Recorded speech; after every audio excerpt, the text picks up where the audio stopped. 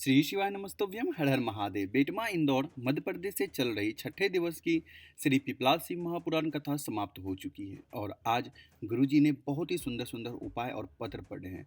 अगर आपने किसी भी कारणवश आज की कथा नहीं सुने हैं तो इस छोटे से वीडियो के माध्यम से आज आप इस कथा का पूरा संक्षिप्त में समझ सकते हैं कि कौन से उपाय से किनकी ज़िंदगी बदल गई है। वीडियो शुरू करने से पहले वीडियो को लाइक कर दीजिएगा। अगर मेरी आवाज़ पहली बार सुन रहे हैं तो चैनल को सब्सक्राइब करके कमेंट में हर हर महादेव जरूर लिखिएगा।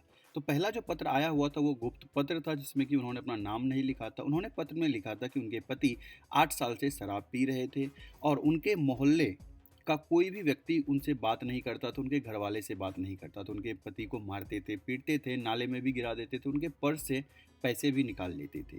सभी जगह उन्होंने इलाज करवाना शुरू किया लेकिन उनका नशा नहीं छूटा। रात को 2 से 3 बजे के बीच घर आते थे, गाली गलौज करते थे और बच्चे भी परेशान रहते थे उनसे। फिर इन्होंने पशुपति व्रत शुरू किया और उनके बाद पहला पशुपति व्रत जब किया तो हो सकता है कोई गलती हुई होगी जिसके कारण महादेव ने उनकी बात नहीं सुनी। फिर उन्होंने दूसरा पशुपति व्रत किया और पहले सोमवार जब उनके पति मंदिर लेके गए उनके बाद से उनका नशा प्रॉपर तरीके से छूट गया। अब वो शराब को हाथ भी नहीं लगाते। दूसरा पत्र आया हुआ था जितेंद्र खादीवाला का। उन्होंने बेटमा में जो कथा चल रही है कथा करवाने के वाले को धन्यवाद कहते हुए पत्र लिखा था।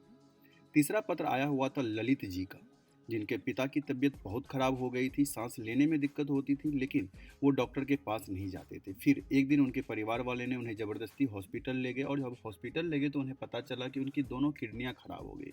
दूसरे हॉस्पिटल में चेकअप करवाया, फिर वहाँ भी सेम रिपोर्ट आई। तीसरे हॉस्पिटल इंदौर लेके गए, वहाँ भी बताया कि इनकी दोनों किडनियां खराब हो गई और धीरे धीरे शरीर भी काम करना बंद हो गया और आँख भी नहीं खुल रहे थे।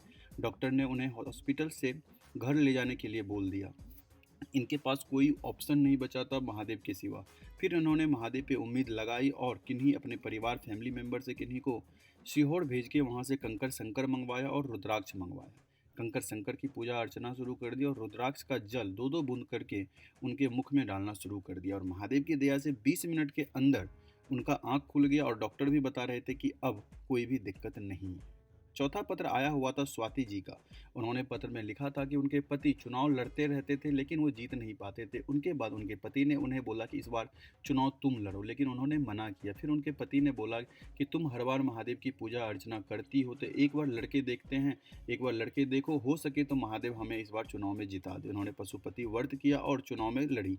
चुनाव में लड़ने के बाद महादेव की दया से जोरदार विजेता बनी और बेटमा के पार्षद हैं अभी वो।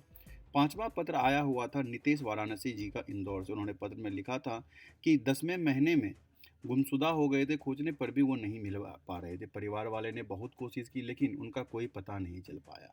और एक बार ऐसा हुआ कि महादेव की दया से, शंकर भगवान की दया से उनके परिवार वाले पूरा भजन कीर्तन करना शुरू किए, महादेव के प्रति अपना जागरूकता दिखाए। उसके बाद जनवरी यानी 10 जनवरी 2023 को बाबा की कृपा से महादेव के मंदिर में ही वो मिल गए।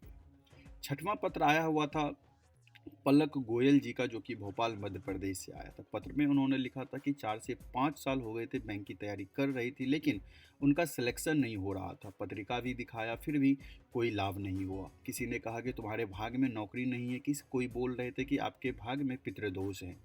उन्होंने हार नहीं मानी और जमकर तैयारी करती रही।